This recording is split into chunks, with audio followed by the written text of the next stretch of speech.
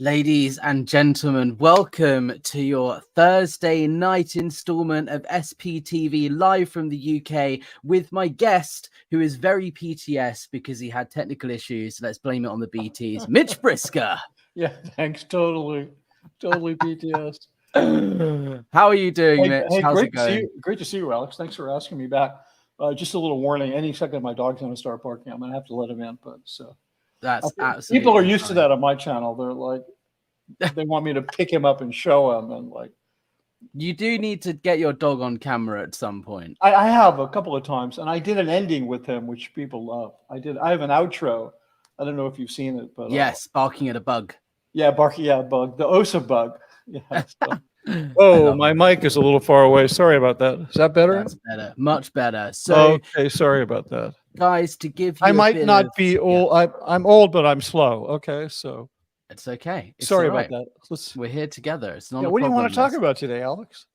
Well, we are here to talk about the Ideal Org program. So I was watching an interview that Mitch was doing with Chris Shelton the other day about something different, and they dropped in there and started a mention of the Ideal Org program. And I had no idea that Mitch was so involved in this from a design, architecture, planning perspective.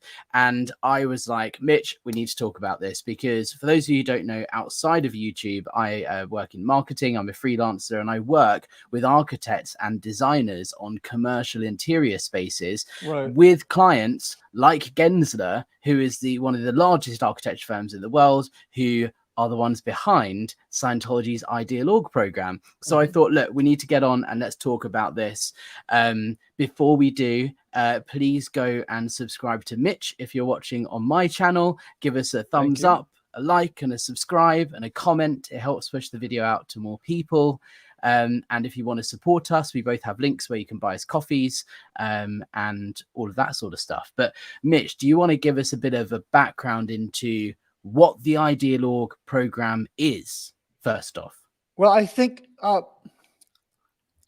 there's a couple of different versions. It's almost difficult to pinpoint where it started, but some people say that it goes back to the Buffalo Org in Buffalo, New York, where the org was, it was taken over. The property was claimed by the city under eminent domain because they needed it for a city planning project. You know, they ended up, I'm sure, paying handsomely for it, and then the Miscavige bought a new building dirt cheap. And because there was all of a sudden this opportunity to create a new building, it brought two things to light. One of those things was, well, three things actually. The buildings looked horrible. Scientology churches, for the most part, really looked bad. I mean, you had, you know, like walk-ups over a bait shop or something next door to a strip bar, or just, they were unseemly. And because one of the world's biggest movie stars had just become, you know, was now Miscavige's best friend, and was very eager to start bringing his cohorts, you know, his peers into the churches, it was like a real problem. So you had that. Then you had the fact that David Miscavige doesn't like or trust the staff at the churches to actually talk about Scientology. He's sure that they're going to screw it up. I mean, Scientology has traditionally, in the old days, it became successful because of two things: word of mouth, and because the organizations had really good lecturers, like people that could do lectures. And Miscavige like killed that. Like the idea that some person that wasn't under his direct control was going to go explain Scientology was horrible. So he wanted to start installing audio video systems in what's called Div 6, which is the public facing part of the org. It's the part where they get in new people. So he created this project. It was called the Buffalo Project. And to really upgrade the building, it wasn't a real plan other than let's upgrade the building, make it nice, put in a bunch of videos that explain Dianetics Scientology, so we don't have to rely on our, on our ridiculous, our untrustworthy staff. I mean, literally, he once said to me, what about a kid who's like joined staff after 2 weeks, and he's like a, an 18-year-old kid, and and he knows nothing, and somebody comes in and asks him what Scientology is, it's going to be a disaster. So they did that. It was called, like I said, it was called the Buffalo Project then. it advanced to they opened a church in Tampa. That was kind of the next one. It was like, let's upgrade this one. He's, and Miscavige had this idea. Let's send in, he sent in two of his hench people, Jenny Linson and I can't think of the other woman's name. And let's get the local parishioners to pay for a building. That's a very important part of the Ideal Org program. And it's kind of an idea that he was inspired by the Mormons, who basically get their parishioners to pay for churches. Now, I warned you. Give me 1 second. I got to let the dog in. It's fine. While you're doing that, I'm going to show people some examples. So this here is what the Birmingham Church of Scientology used to look like. It was this little door here in the middle of two shops. I've actually been there. I remember visiting when I was on staff. And you go through this little door and you go upstairs, and the Church of Scientology was one of these floors above this building. And they then raised money to buy a new building, which has recently opened. And this is the new Birmingham Church of Scientology, which is the whole building that's all ideal. So that's what we mean by the Ideal Org program, is turning these old buildings that are just small, maybe above a shop type thing, that are looking a bit run down, big fundraising campaign to buy a fancy new building, or quite often in the UK, it's an old listed building with some sort of heritage component, and spending millions on refurbishing it and opening so that Scientology has this fancy plush new building, and it kind of, puts Scientology in a better light. And it's like, look, we're expanding, we've opened a new church. And London Org was one of the first ones, 2006. That was, and they have, we'll get into it, but I'm just going to ask you before we explain it to them. They had the public displays in 2006. Yeah. Wow. Yeah. I thought I didn't remember we'd finished it that early, but it started anyway. We'll get into that, but it started not long before that. But I mean, I have to really stress that this whole program, I mean, Scientology expansion became measured in square footage. It switched. Miscavige switched it. It used to be auditing hours, new people coming into Scientology, blah, blah, blah. And then all of a sudden, expansion became measured in square footage, and that became a big deal. But I can't stress how much it was driven by the standard became, can Tom Cruise bring his associates into this building? Will they be impressed? And can I have some kind of a self-guided tour or enough audiovisual tools where people can walk in and push a button? I mean, Miscavige was always saying that he wanted things push button, like favorite terms, push button, or just add water, so he didn't want to leave it to the what had in the past driven the success, which was very passionate people doing lectures and doing word of mouth and so forth. So that's kind of how the whole thing got going. And that anecdote there about Tom Cruise wasn't, I don't want to gloss over that, because that wasn't just a jokey comment. Like, you are 100% serious when you say... No. I have firsthand knowledge of that. It wasn't... sorry. I didn't mean to cut. I get it. I'm an excitable boy, so I'm sorry about that. Yeah, no, it's true. I just wanted to say, like you just said, it's not just an anecdote. Tom Cruise... and his opinion on Scientology is what drove this campaign, which I don't think has been talked about before. It's not. I mean, how can I explain this without seeming like I'm some kind of apologist? But it's not necessarily a bad thing. Like you want to move up in the world. Like, if you're gonna become upwardly mobile, you need to start maybe dressing better. You know what I'm saying? Yeah. So it's not a bad thing. It's just it was such a motivating factor. I mean, there really needed to be a raised standard of what a church is, and it just so happened that coincidentally, Tom, who's lives a super wealthy rock movie star, everything around him is very top of the line. So he couldn't exactly bring people in to see churches. I mean, the same could be said of the films that I went up there to change. I mean, one of the reasons I had to change it was so important to get them redone. They were so horrible, and Tom was a filmmaker, so it was just embarrassing for him to look at those films. Does anybody want a dog? Why are you crying? And what you're saying about the emphasis on Tom Cruise is true. Like it's all about the facade, right? If you walk in, if you're trying to prove that Scientology is a religion, and all of the buildings are shabby, old, horrible looking little mall store Right, type things, right. it doesn't, but if it doesn't have that much gravitas. But if you're applying for religious status or tax exemption, you go, look, Right. we're a real church. We have a Right. grand building that's been Right. refurbished, and it's like really carefully looked after, and it feels religious because it has that sense of grandiosity, Right. and yeah, history. Yeah, and if you look at religious spaces, regardless of, they're all different from each one to one, but they have a Torah, they have a thing that points to the West for praying to Allah. They have a Buddha. Each one of them has these kind of iconic images, these iconic artifacts that really make it feel like a church. There's the crucifixion, there's the stained glass, and all Scientology had was a bust of L. Ron Hubbard and a photo of L. Ron Hubbard and a cashier. So it was like, but literally they had registers and desks, and then there's some room, but whatever. And so they needed to sort of create like that kind of space. And let's just give you some visual context. So this is a very old video on the Scientology YouTube channel. That's a tour of the Church of Scientology in London. We won't watch the whole thing because it is very boring, but we'll skip through it and skip the promo type stuff. I'll be listening.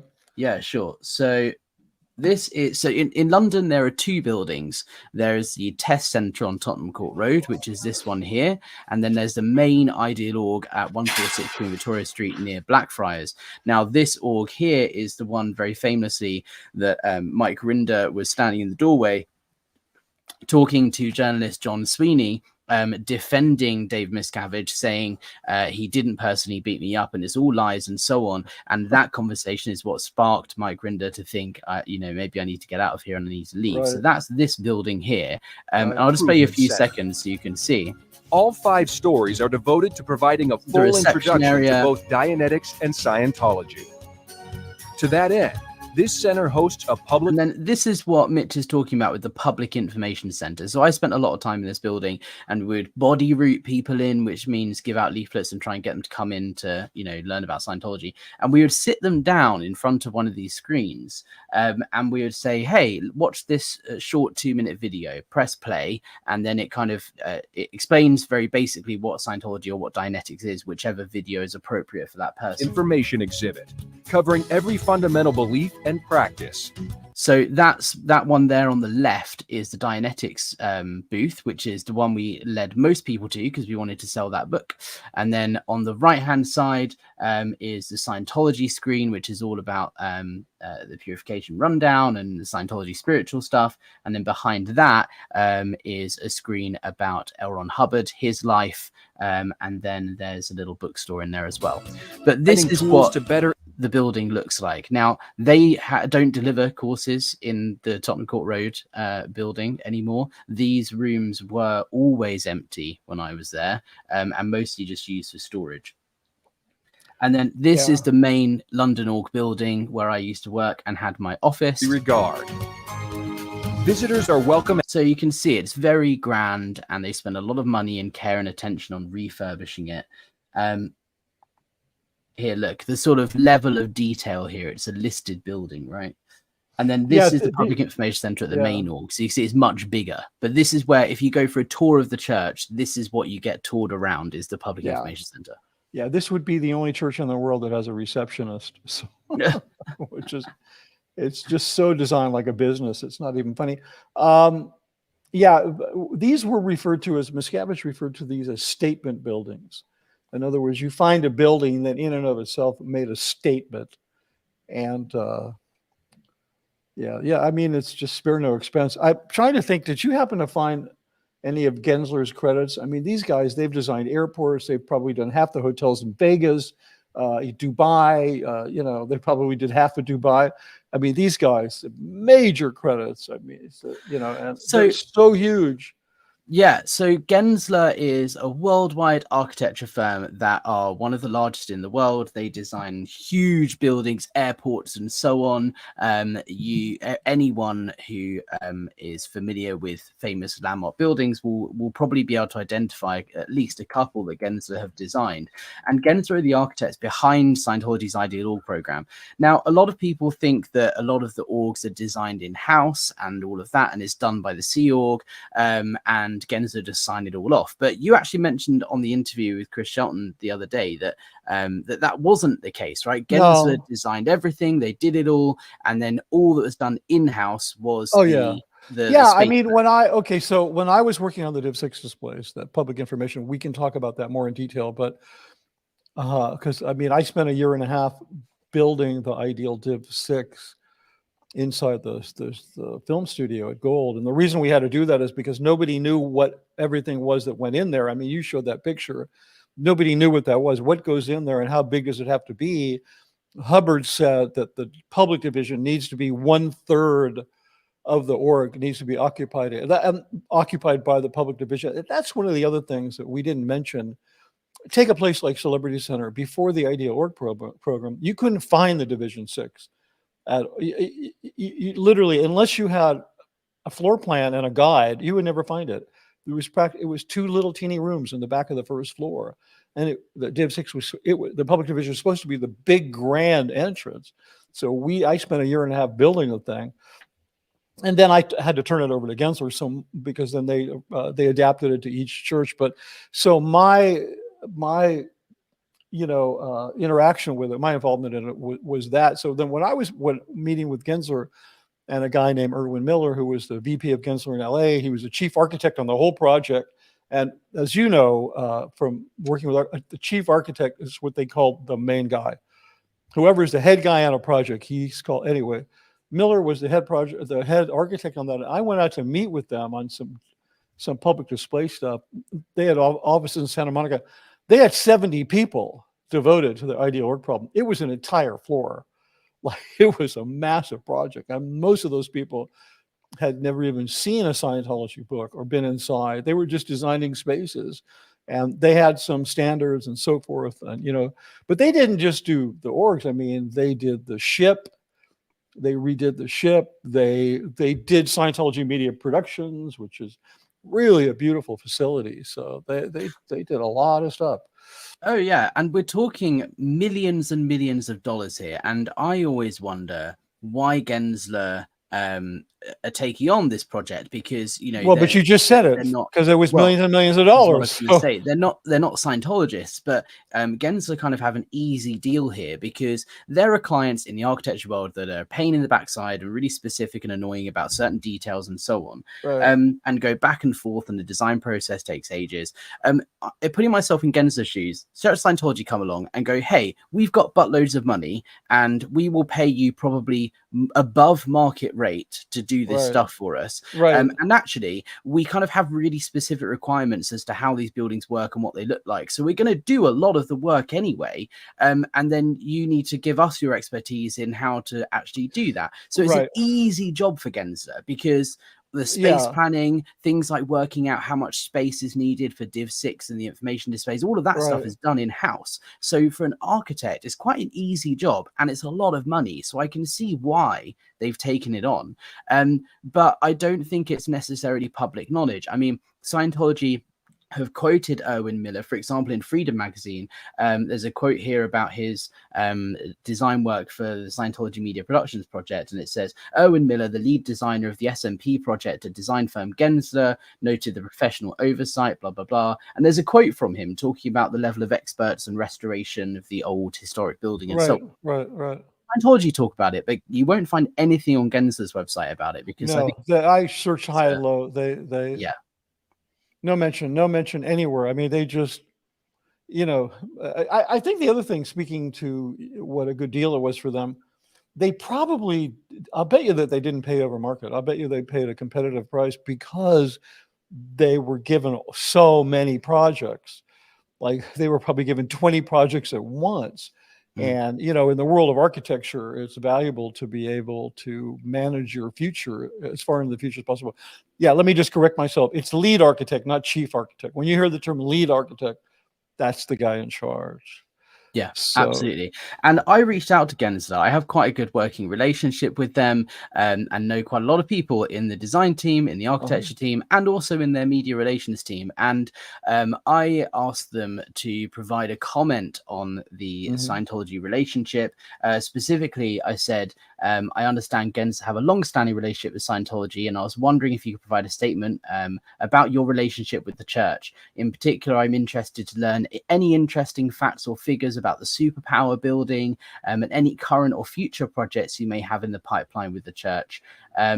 And then I asked separately to that, I'd like to also know what Gensler's views are on the allegations of abuse and human trafficking and the current lawsuits going on with David Miscavige, and what considerations are in place and due diligence to ensure Gensler don't work with criminal organizations. that wasn't precocious of you at all. Well, Gensler weren't able to publicly comment on any of that, because their policy essentially is, no, we don't talk about our clients that are confidential and private and so on. And so they didn't provide any comment whatsoever that I can share publicly.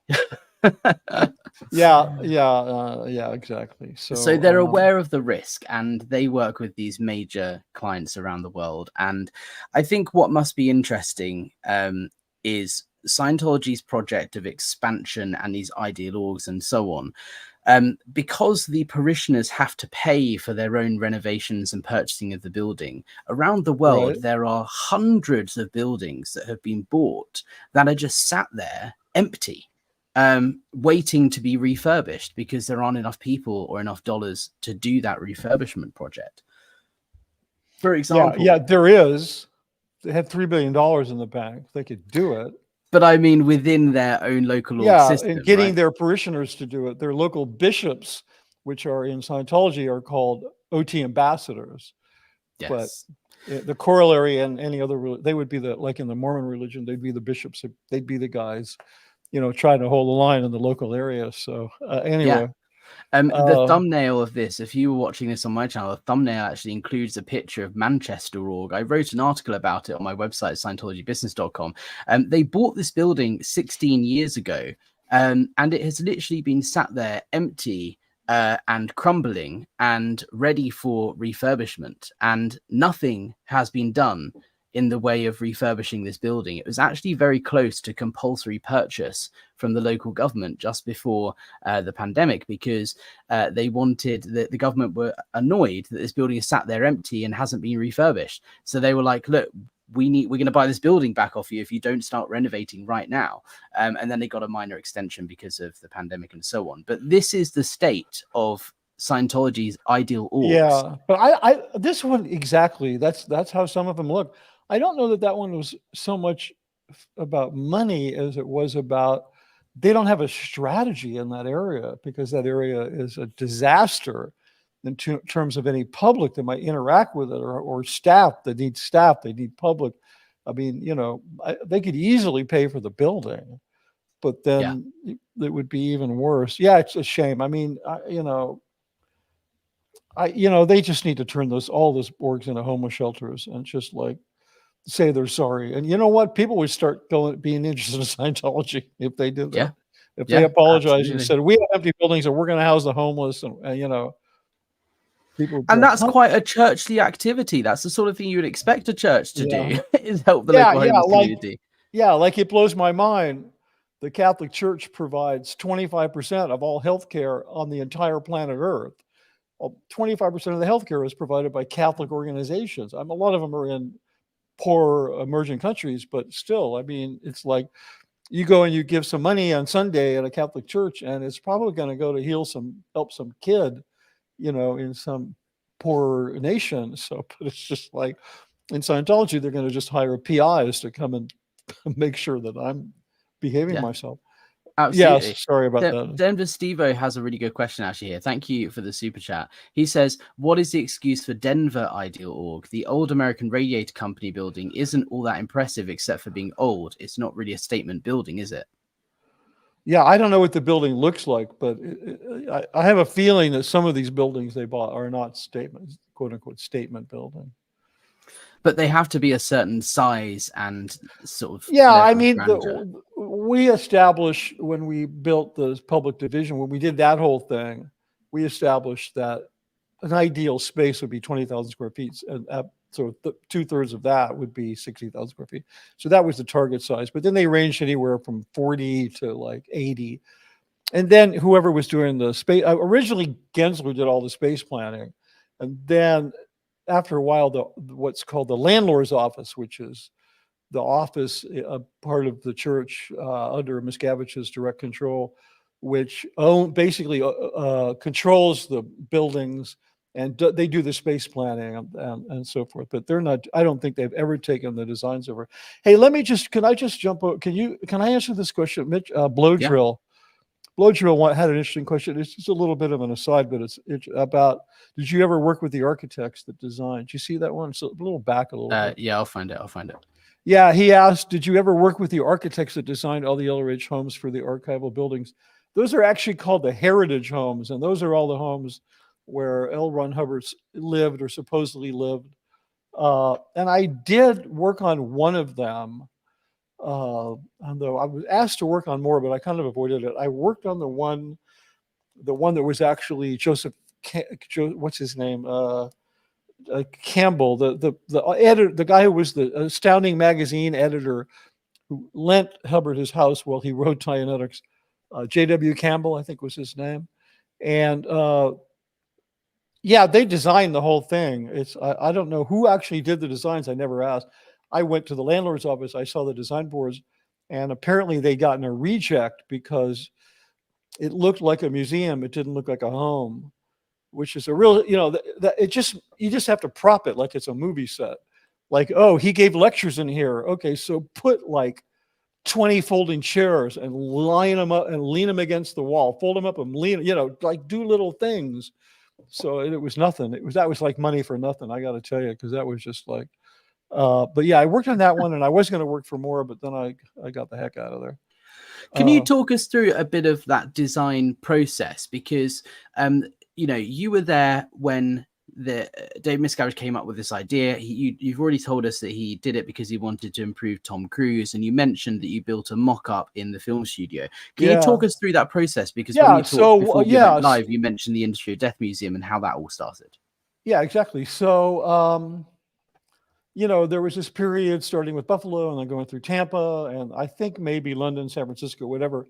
But I guess by the time they did London, that was Gensler, right? They must have been on board then.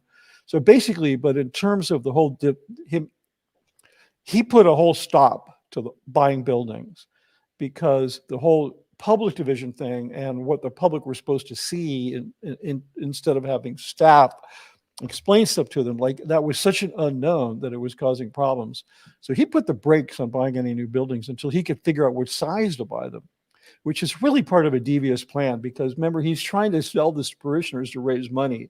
And so the big solution has to be, when we bring people in and they see this new Division 6 with these displays, boy, they're going to sign up. I mean, he found a genie. He just had to rub the bottle and pull out, the genie would come out and people would just be pouring in. Never happened. But so I went into the castle, the Cine Castle. It had these massive hallways, big enough you could drive a Mini Cooper down one of those hallways. The Cine Castle is the film studio. Yeah, the big film studio. Yeah, and the actual space for shooting is about, I don't know, 22,000 square feet, but the whole building is, I think it's about 80,000 square feet.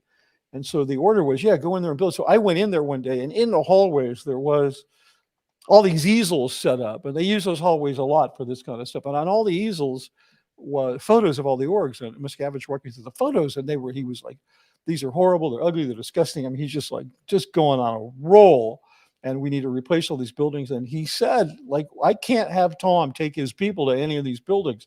So it's not like I'm not guessing when I say that. I mean, it was like literally told to me, and I'm like, yeah, I get it.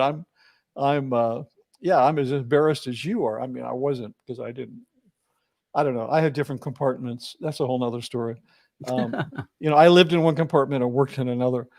But so yeah, that's how the whole thing got going. But just to back, so then just prior to that, we had done, it was a project that I oversaw, which was the Industry of Death Museum. Do you have that website? I can get it up. Yeah, it's a virtual tour. You have to search virtual tour. So what was wanted was a self-guided tour. There was basically 13 themed ideas, 13 displays. Each one would have a video that needed to be written and produced and blah, blah, blah. The whole thing needed to be designed. But most importantly, it needed to be a self-guided tour where a person could just go in, the big video monitor and a big play button, and they could hit the play button and they could watch the video and they could move on to the next one. And if there were a lot of people, they could wear headphones and hear the audio portion like going through a museum, right? So we did that, and it seemed to work really well. I'm lagging a little bit. Forgive me. I'll get it worked out. And then Miscavige said, wow, that's what we need. We need a self-guided tour for Div 6. And so this Industry of Death, that's the opening. Yeah, that's my padded cell. That's the first. Okay, so if you then just walk in there, just go straight forward. You'll see Origins, and there'll be a monitor there. It's a really scary place. If you're in LA, go, but just don't take children, because it's like, it should be like, there you go. That's it. So you see that you've got a couple of really, and there's a play button. See that thing right there, the blue thing? You've got this play button where you can navigate and start over, turn the volume up and down. Really simple. And people would walk through it, and you wouldn't go through it with anybody. VIPs, they do VIP tours and stuff. But, normally if you walked in there and, give them a fake name, and I recommend you go in there because it's really got a lot of cool stuff in it. I spent a lot of time doing. I lost a lot of sleep on that building, so I need people to go and appreciate it. So anyway, that was the prototype. The Industry of Death was the prototype for the self-guided tour that then became the Division 6 displays, right? Which you showed those lovely displays in the London facility church. We just dressed it. It just kind of reconfigured it. So that was basically, then we just started designing this thing and figuring out what the video should be and how many screens there would be and where you would store all the ancillary material and all this kind of crazy stuff. And then once that was done, we put everything in there. We put film rooms. We even put toilets. So we had to put signs on them, please, not working toilet, because everything looked so real. We were worried somebody'd go in there and go, oh, I'll just use this toilet, and then we'd have a big mess on our hands. But we had everything was in there. It was 20,000 square feet. And that's what then became, then the light that was like, oh, so the building size would be 60,000 feet. And then they could start buying buildings again like that. So how was the relationship with Gensler formed? Do you know? Did it go out to tender? I don't actually know. Often when a big company, I always use Google as the example, if they want to open a new office building, right, they will speak to a number of different architects to get their opinions and their ideas before selecting the one to proceed with. They'll put it out for bid, you know that. Yeah, and exactly. The architectural firm might spend $1 million preparing material for the bid if it's a big enough project. So I wonder if that process happened for Scientology, or whether they just approached a couple and they were turned down, and Gensler were the only ones that said yes. I don't actually know, and I never asked, but I would assume it was the latter. I'm assuming that they would just, they would just put it out for a bid, kind of. They put out feelers, and Gensler are the ones that, Gensler was really engaged. Erwin Miller was, he showed up at fundraising events, and he was a darling of the OT committee set. And it was like he was a celebrity, literally. Like he was the guy that designed the orgs. He was the public face of the whole thing. This is the guy that designed the ship, and this is the guy that he'd come to events with his wife and his kids. He's a great guy, super talented. The guy, but not a Scientologist. No. And of course, they never asked him because they knew what the answer would be. So it was just like.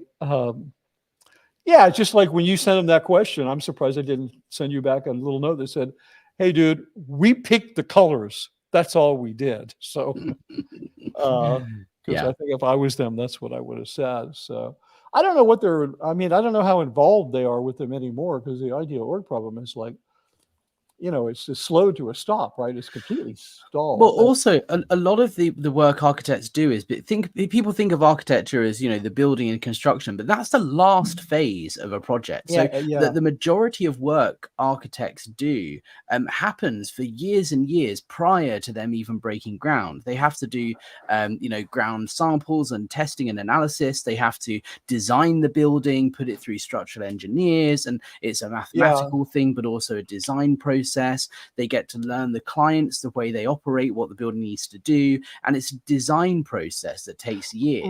The moment it gets on site and they start building, then actually that's usually a separate division of the architects that run the project management of actually building it, because the design work is what the architects do that takes a large amount of time. And I imagine a lot of that work has already been done, because buildings like Manchester, for example, they were designed, they're ready to go. They just haven't started actually constructing the building yet. No, you're absolutely right about that. So I imagine Gensler don't have much of a relationship with Scientology at the moment, because there's such a backlog of buildings waiting to open that were designed probably 20 years ago. And Erwin Miller he's gone from Gensler. He doesn't work in Scientology. I don't know who does. And I know the last time I had interaction with the architect's office, well, it's not the architect's office, it's called the landlord's office, where they were doing all of the space planning, and they had a lot of design boards in there. They don't have anybody. They've got to have somebody do it. They can do space planning. Obviously, they learn how to do that because it's a very standardized thing. So it's not like if you gave them the space planning for, let's say, a hospital, they would know how to do it, where an architectural firm would figure that out. So I don't know, but I'm sure the relationship is long over with. I mean, here's a conversation that I want to have. There's been a lot of talk about this entire Ideal Org program being motivated by two things. David Miscavige needing to do something with money, needing to spend money on things so that to the IRS, they could continue to appear as a public service. In other words, the whole focus of the Ideal Org Division 6 is, yes, to get people in to look at the displays, but they also have a thing in there called the New Civilization something or other, where they can get you involved with what they call the social betterment programs, so that you can begin actively working towards raising moral standards, towards drudge education, towards erasing illiteracy. And in that sense, they can justify spending this money as being for the public benefit, because you cannot just accumulate money when you're a nonprofit, but you can accumulate property if that property is then connected with being a public benefit. So a lot of people have said, this was the whole motivation, because Miscavige, he never really spent any money on this. The money was all raised by parishioners. And then occasionally they would take money from what's called Sea Org reserves, or a grant from the IAS, so they'd figure out some financial instrument whereby they could use funds, but boy, they would always get paid back. And basically what they did was they loaned money to local parishioners to buy a building, and then the local parishioners would have to pay it back. So the people who paid for the church never owned it, and once they moved in, they had to start paying rent. So it was really an amazing scam. So and so a lot of people have said that was the whole rationale for it, was just to expand the wealth of Scientology without looking like it was just becoming wealthier, because the IRS doesn't like that.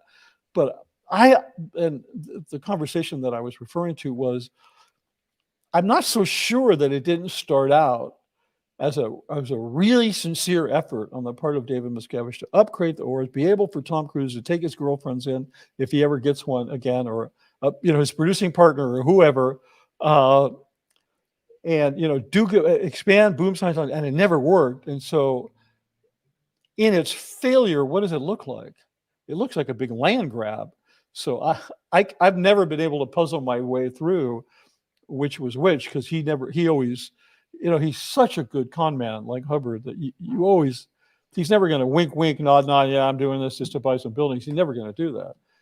So I think the Ideal Org program in my opinion, serves two purposes. One is money, and two is public relations, PR, right? Yeah. On the money front, Yeah, like you absolutely. say, that Scientology amasses huge amounts of wealth and it moves money around the world. I've been talking a lot recently on my channel Right. and on my website, scientologybusiness.com, about how money is moved around from the UK through Australia to the UK and to the US, sorry. And there's loans of $100 million going on between Right. Scientology International and the UK and so on. So they're moving lots of money around the place. Now, the reason they're doing that is I'm not so sure about, and there are allegations of fraud and money laundering and this sort of thing. But property is a great way, as you say, of spending money, but also raising money. So like, as you said, you know, parishioners will raise the money to buy a building, and then the church will buy the building, but then the church or Sea Org Reserves or the IS will own the building. And so then the local church has to pay rent. And there are a few instances where the local parishioners then fundraise again to buy the building back off of Sea Org Reserve. So then they own their own building and don't have to pay rent. And things like this is like the only purpose it serves is fundraising for the church and being able to move assets around, which allows them to, on paper, you know, profit and earn money and, you know, save on taxes left, right, and center. So there's that money purpose, but then there's the PR angle. Scientology can say, we're expanding, look how great we are to its parishioners, because we've got so many Scientologists, we've had to open another building, right? Look, it's obviously growing, because we wouldn't need to open another building if not. And it's also protection longevity wise of like, look, if we truly believe Scientology is the only way to save the planet and we are going to expand and so on, then we need the facilities to be able to do that. So we're being forward thinking and preparing and planning and having a building that will cater for getting thousands of people, to be clear, rather than being constrained by these little properties that aren't big enough to get 10 Scientologists out the bridge. So it's kind of a PR thing to its own parishioners. Yeah, absolutely. And I'd like to, exactly. But I'd like to just redefine what you mean when you say PR at the parishioners. It's internal marketing. And you and I have talked about this before in relation to marketing and advertising, that all of the marketing the Scientology does, everything from ads they play on the Super Bowl. I refuse to call them Super Bowl ads because they're not. They're just ads they make that they happen to show on the Super Bowl. All of that, everything is directed at its internal public to say, look how great we are. Look at what our messaging is to the public. Like one of those, you know, the commercials on the Super Bowl. Nobody understands those in the public. They're completely dense and arcane and they're word salad. But to a Scientologist, it looks like, you know, like look at the last one. The message of it was rise.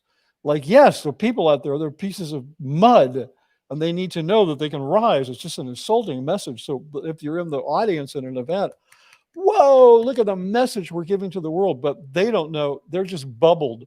And that message is actually being redirected. It's for them, and they just don't know it. And I know that because I used to make these things, and I used to sit there and envision how the audience would react, never even thinking that I was marketing to the audience because I hadn't really figured it out yet. But I knew I needed to make something that Miscavige would like and that the audience would go crazy for.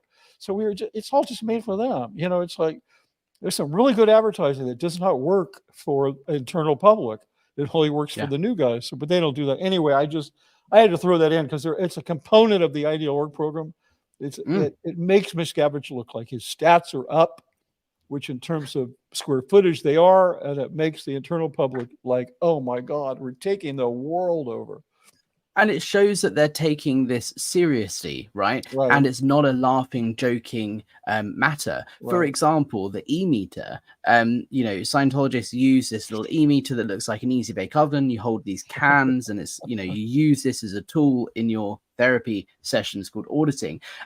They redesign the e-meter every so often, and the old e-meter was the one that I used a lot to go book selling, to do stress tests and so on, which looks like this. If I bring up my share screen here, so this is actually taken in London. This is the old e-meter. They redesigned it, to make it look all space age and cool, this is the new e-meter that they came up with. And this was released when I was on staff, actually. But it, there are a few differences in terms of the way it works, but ultimately it does the same thing. But the whole point is, the rumor that was started when I was on staff was, we've hired the same designers that design stuff for Apple because we need this to be the most perfect, wonderfully designed, wonderfully functioning machine, because that's how serious we are about this. But that's a lie, and it's just a PR tactic. Yeah, I mean, just in all fairness, it was designed by a company called Boom Bang. At least they did a lot of the work on it, and they may have done something for Apple, but I don't know, because it doesn't matter, because this was not designed by people who did anything for Apple. Do you remember what year the Mark 8 was released? Do you remember what year that was? Yes. Yeah. What year was 2014, I think. 2014. Okay. The first time I saw this meter was 2005. This is something Mark Headley has talked about before, actually. Yeah. It was designed. I think Mark was in the room when I saw. Yeah. And they were made and ready to go, and they've just sat in the warehouse forever. Yeah. Plus, they're made in Taiwan for about $1.380.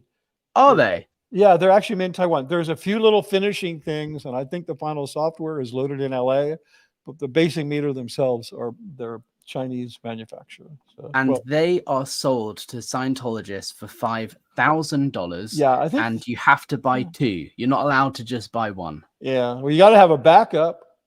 I mean, that's what happens if it's the end of the world and you haven't finished your session and the meter goes down. What do you know about the design process with that? You mentioned this company Boom Bang. I remember we were in a meeting, and Miscavige, Mark might have even been there. I don't know. I'll have to ask him, but we saw a bunch of design sketches, and okay, so if you look up 2005 Ford Taurus, I'm pretty sure, because it's based on ovals. Back in in those 2000s, around 2005, the automotive industry automotive design, it's based on ovals. There's ovals everywhere if you look on the car. It might have actually even been an earlier one, but it's very okay. So more of the easy bake oven. The Mark 8 was more based on the really shitty looking early 2000 Ford Taurus, because the people that designed that were some of the first ones to work on it, right? And I remember, and they sold Miscavige this thing about how it worked on these harmonious series of complementary arcs and ovals, and and blah blah blah. And I thought the thing was hideous when I first saw it, but then eventually they turned it over to Boom Bang. I mean, they did do some very intelligent design things with it in terms of tactile, because you have to operate it without looking at it. But the body of knowledge on tactile design was so massive that all they did was kind of, take a few thimblefuls of it and apply it to the thing. It wasn't like some big old breakthrough, but it felt like a breakthrough. Like, I remember when the new e-meter was revealed in an event, like there was an audible gasp. Do you remember that really cool video with all the little? That you did. Yeah, I did that video. Yeah, it was, honestly, when that was played, we were like, oh, this is so cool. It's a new e-meter. We're being really open with the world about what we actually do, because we're showing them in this advert the e-meter for the first time. And it looks really space age. Like, we're cool, man. Scientology is finally like out there and doing good work and cool stuff. I know. It was amazing.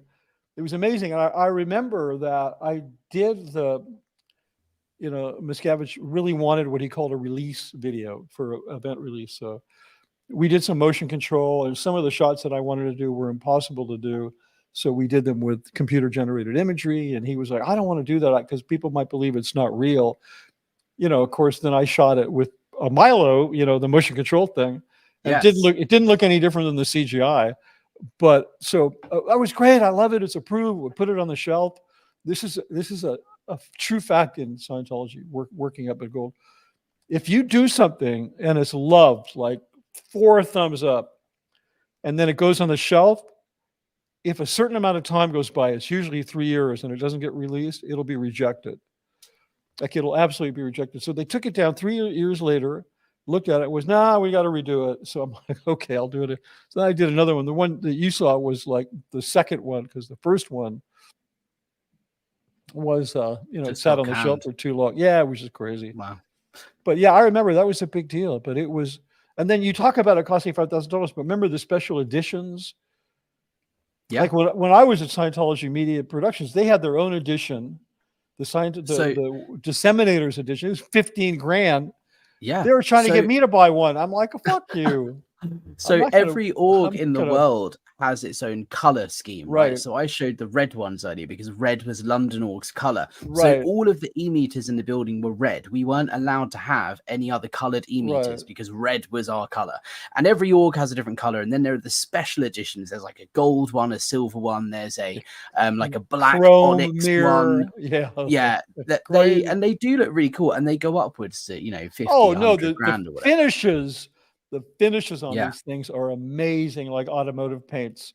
They're absolutely spectacular. Some of the special edition ones they painted in the painting department at gold, because those guys were really good at painting. They sorry, I had to bring this comment up. Yeah, I try not to do. I mean, we're 50 minutes in. I think it's okay, huh? We're good. Yeah. Yeah, I think. Should we start tackling some of these questions? Because I know you got to wrap it up soon because you're going live. Lauren S, thank you for your super chat. I don't know if this was discussed in the beginning, but with the tax exempt status being revoked in the UK, will these buildings be sold? So I need to clarify here a little bit. The tax exempt status hasn't been revoked. They never had a tax exempt status here. So in 1999, Scientology applied for tax exemption here in the UK. They were rejected because they couldn't prove that they were for the public benefit. And after a Freedom of Information Act request I submitted to the Charity Commission last month, they got back to me the other day and said too much time has now passed for them to be able to appeal that rejection. Excuse me. So if they want to apply again, they can submit a new application, but they would be subject to the same review process they were 25 years ago. And we stand by our decision. They are not for the public benefit. And therefore, they're going to have to start again, basically from scratch. So they haven't lost anything. It's just made it very difficult when they do want to apply for tax exempt status. So no, their buildings won't be sold. They are still very much here and they are paying taxes on them. They did win some minor tax victory on their property tax earlier this year, which is a whole nother story. I did a video on it. But no, they're not selling their buildings at all. That would be a very, very last resort thing that they won't do unless they're about to die. I'm sure that that property tax, small victory you mentioned, will be blown up at an event into we have conquered the British Isles. So without a doubt. Without a doubt. I reckon at the next IAS event, because that's the next big one on the calendar, right? Yeah, and it's in England too. So yeah, perfect. Yeah, somebody here mentioned, actually, L. Ron Hubbard mentioned that there's a special edition rainbow meter, and I just want to note that in the book of things you'll never see is the Mark 8 LGBTQ plus edition. Okay, you will never see that. That won't happen. They're so anti-gay, it's disgusting. Rev Girl here, remember bodies in the shop? Yeah, so this is a term that used to be used when we used to body route people in to come and look at the org and walk around the information center. It's a statistic that staff are measured on, and it just means how many people came and looked around the church, but it's called bodies in the shop, which I think just says a lot about Scientology. Yeah, for sure. Local color, you can build a beautiful building, but if the idea is taught in its stink, you fool. Scientology proves that. Right. Which I think is a fair point. Jenna from Cali, I don't understand. Scientology has so much money. Why isn't every place perfect looking? Well, they're trying. Their ideal org programs is exactly their strategy to do that. Yeah, I mean, they've kind of solved that. I mean, how many ideal orgs are there? There's 30, over 30, right? I don't know how many there are. It's going to be, I thought it would be more like 100. It could be. Maybe it is like 100. I just know when we redid the orientation film, the first film everybody has to see, and then sign an affidavit that they did see it, and they know that Scientology is a religion. They know what they're getting into. When we made that film, the end of the film, or not the end of the film, there's a point in the film that has a montage of all the ideal orgs. And, you know, first when it was like 10 or 20, it was a really nice piece, but then it started going on and on and on, and it got so long, I couldn't believe it. And I told Miscavige, I said, you know, at a certain point, just start putting them multiply on the screen. Put 5, put 10, put 20, like it's too long. No, and they never did it. I think it was like a couple of minutes of just watching buildings roll by, because, you know, he was so proud of each of them. But I think that they do have a lot of buildings because they do have a lot of money. So I don't think that's true anymore. They haven't opened any new ones. You know, David Miscavige announced at an event at the beginning of the year that they were going to open the Chicago Ideal Org in the first quarter of this he year, said 4. He said 4 in the first quarter. And that never happened. No, never happened. And this is the first time. Yeah. Lauren S., thank you for the super chat. Oh, wow. Even crazier. That's that's the first time he ever missed the target. I mean, the last one I went to, and you kind of had to go to them if you could. I mean, I was working at Scientology Media Productions. Like, you get hauled into ethics if you didn't go. Yeah. Like, literally, like, well, why weren't you there? Especially with the HCO group around Scientology Media Productions, because they were particularly virulent about ethics, having been, you know, flag trained, you know, or whatever. That's the whole story. But the last one that I went to was in February. Was that 2020 or 2019? Ventura, California. And I think it was 2019. That was the last one, maybe even earlier than that. I don't know. But I just remember Ventura is a part of the Southern California coast between Los Angeles and Santa Barbara, which, like much of the California coast, is extremely protective of sea life. Like, and rightly so. They're extremely protective of the condition of the coast and of the sea life. And Ventura is particularly, like, we shot up there a lot, and we would shoot at the surf beach where, like, you can surf here, but don't even walk down there, you know. And so at this Ventura opening, they did a balloon release, and it blew up. Do you remember that? Did you hear about that? No, I didn't. Oh, the balloon release, because it ended up in the sea. It ended up on the coast. Oh no! It ended up. Did they get fined? Oh yeah, they got nuked for this. It was in the newspapers, and the thing is that they said, but we very specifically use biodegradable materials. The balloon material, it takes 20 years to degrade. Okay, so it was the second they released it, I was sitting in the audience and I just cringed, and I went, "No, they didn't do that. Please tell me they didn't do that. They didn't do that. We're like 400 yards from the Pacific coast, from the ocean. Oh no, they didn't do that, you know." And people are pulling turtles out of the ocean with straws stuck up their noses and horrible stuff, and killing sea life with plastic bottles, and we're like doing a balloon release. Anyway, they do shoot themselves in the foot a lot, don't they? Yeah, a lot, and it's because nobody wanted to tell Miscavige, no, we can't do it. Yeah, nobody wanted to say we couldn't get a permit. They didn't have a permit, which was they one of the very rarely do. Problems. Well, no, they will if they can. They'll get it. You know, when we opened CCHR, we had to shut down 2 blocks of Sunset Boulevard. That takes a year in advance, but you know, we didn't just show up there and do it. They'll get permits and stuff, but I think it's becoming harder and harder. Yeah, go ahead. PTS for life here, Jeff Beaumont. If you haven't already, check him out. He's just started a channel, SPTV channel. He used to be staff at Vancouver org, and then he was kidnapped and trafficked as a child from Canada to LA to go and work for the Sea Org. His dad was the executive director of CCHR, which is Citizens Commission on Human Rights for Canada. He's a really lovely guy, and he's just started speaking out. So go check his channel out if you haven't already. But he says Vancouver has been raising money for 20 years, and they are still in an old crappy building with no building purchase, as far as I know. That is the state of the Ideal Org program in today's world. That's the reality. Yeah, it's pathetic. Scary Mac, there's only about 22 Scientologists in Manchester. The building will collapse before they raise enough money to renovate it. Yeah. Well, you never know. Somebody could win the lottery. Well, yeah, that's true.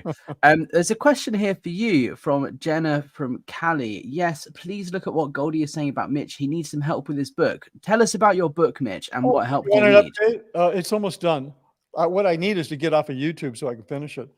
But it's too much fun.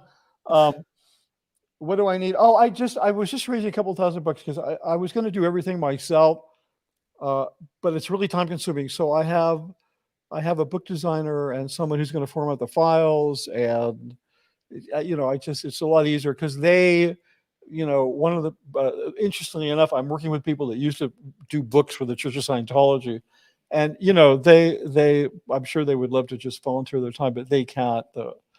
So yeah, that's what I need. You can go to Indiegogo, and people have been very generous. I put up a campaign for $2,000 and I'm at 1,500. I mean, the next day I had $1,200. It was amazing. People were very generous, and I'll get it done. I'm shooting for the end of October. Another delay has been 2 people I connected with, actually 3. One of them who had some very interesting material about what was going on behind the scenes when I was being, invited on a date with Scarlett Johansson. That it turned out to be her ugly stepsister, and I got that's lost. The story for another stream. I need to No.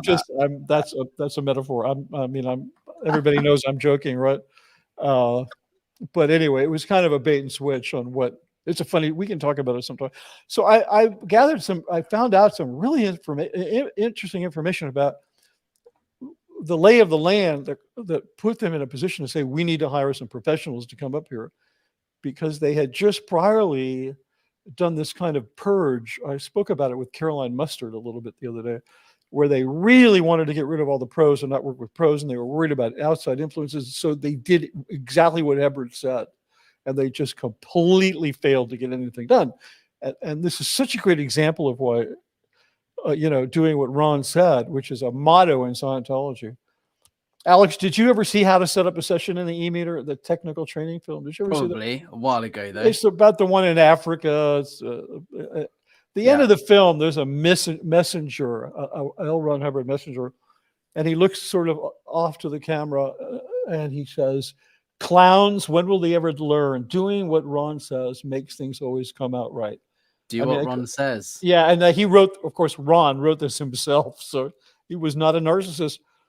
But so the fact that they had to bring me up there and other people, and now they're at Scientology Media Productions, and they have all these pros working there, is because they tried it, doing exactly what Ron said, and they just fell on their faces. And Miscavige, although he alters a lot of what Ron said, everything he says, everything he does is based on something Ron said. Even the Ideal Org program, supposedly Ron did say they will know us by our mest, meaning they'll know us by our physical presence. Mest is matter, energy, space, and time. That means the physical universe, basically. Yeah, it's your stuff. It's just your stuff, your house, your car, whatever, and that's how they'll know us.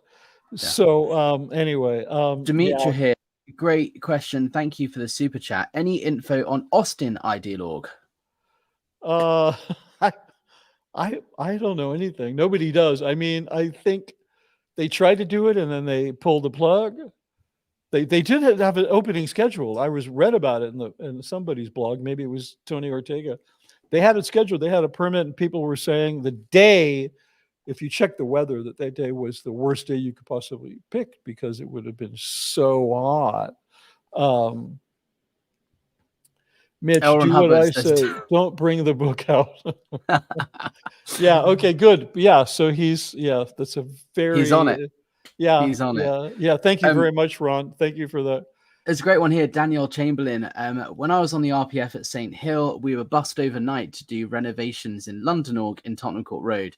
Then early sunrise, we would have to run laps up and down outside the org.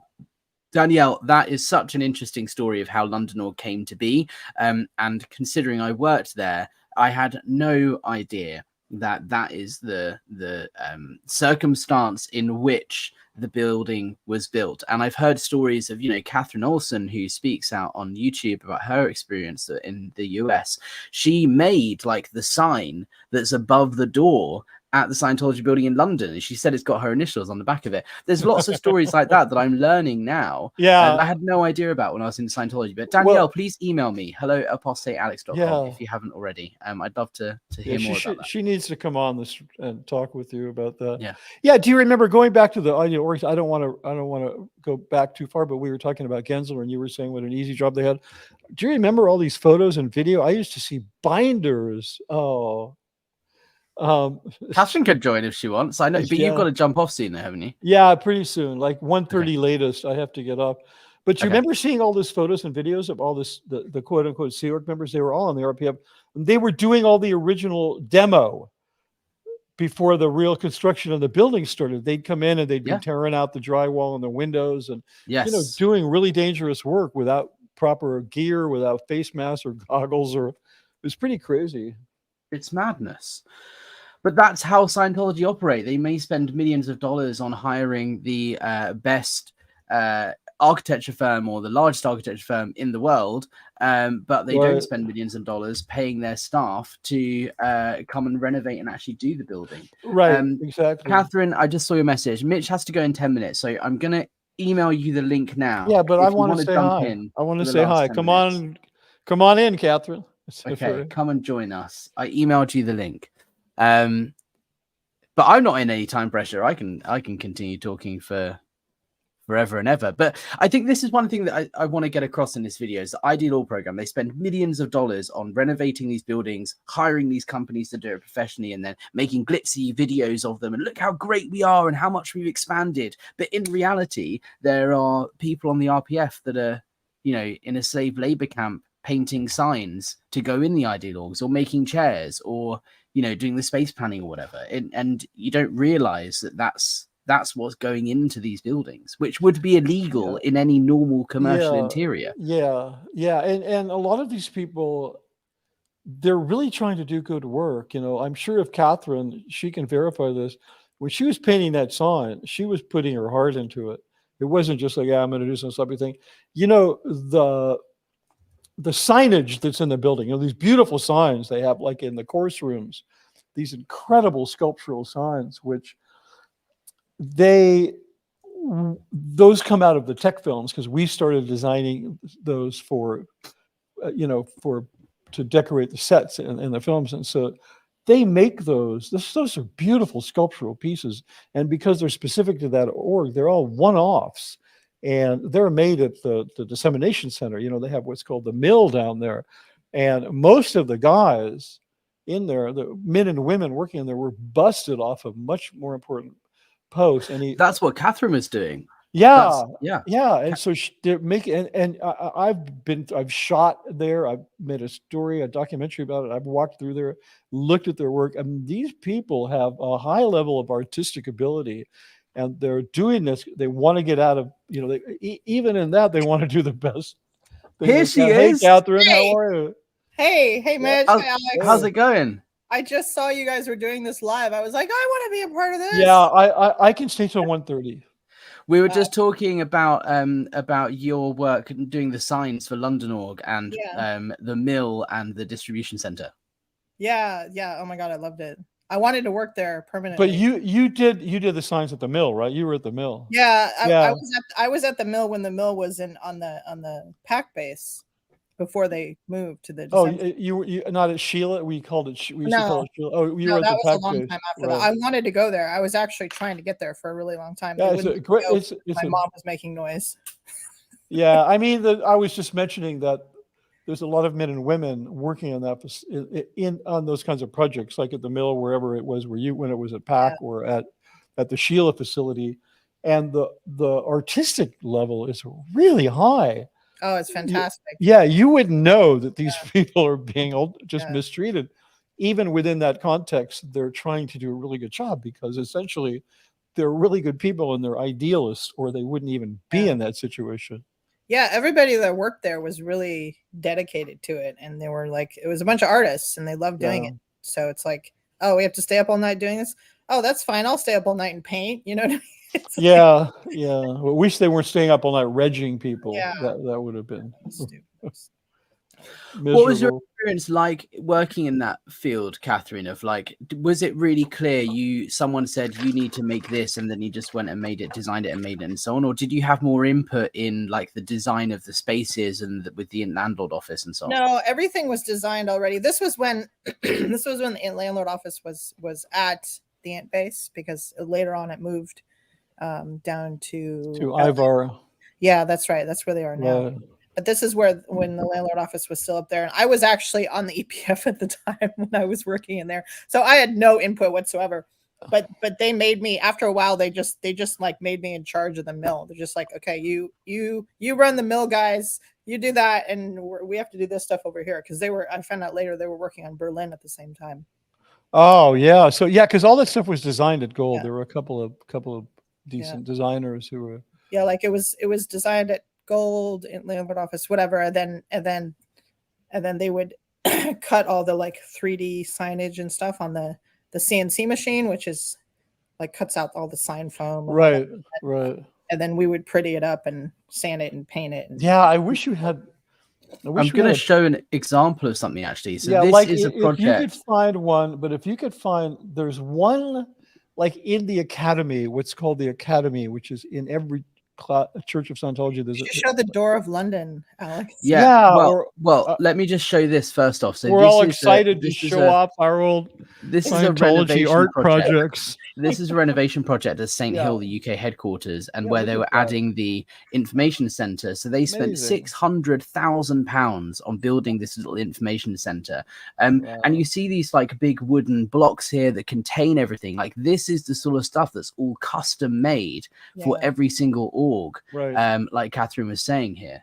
You want to see London? I made a lot of those casings or whatever you call them. I made tons of those.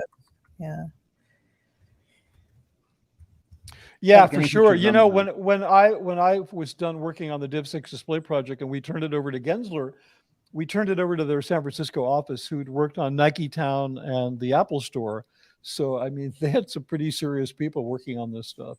Yeah, so Gensler did the initial first few Apple stores, and then Foster and Partners took over the that's right. They did. They also only partially worked on Nike Town. I mean, to say that they. Yeah, but they're huge. They're a huge architecture.